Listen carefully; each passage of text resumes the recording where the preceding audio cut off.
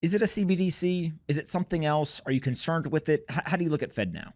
Okay, so FedNow is a 24/7, 365 real-time payment system.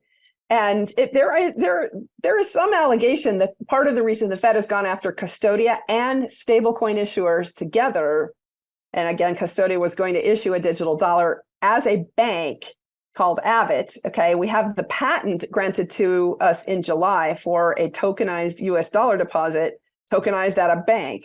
Okay, there is some sense that by going after all the stablecoin issuers, that they are clearing the runway for FedNow, and that they viewed stablecoins as a competitor to FedNow.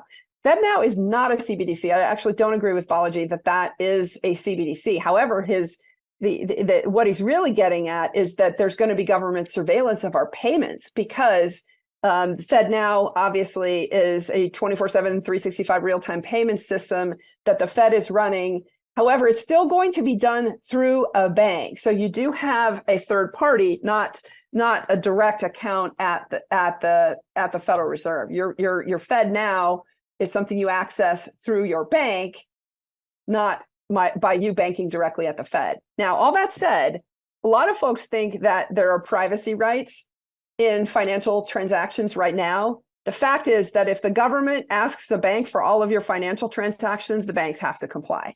And they will, because of the way the bank regulatory regime works, right? You're either compliant or you're not.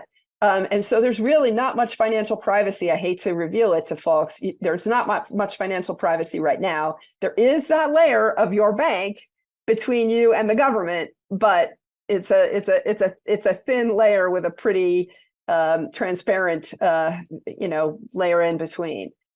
So this whole concept of surveilling our financial transactions and basically debanking us is already real, and it is what we're talking about, Operation Choke Point.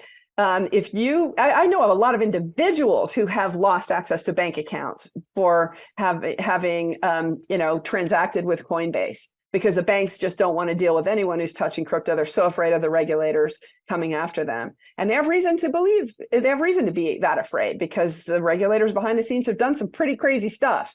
And I hope all that comes out.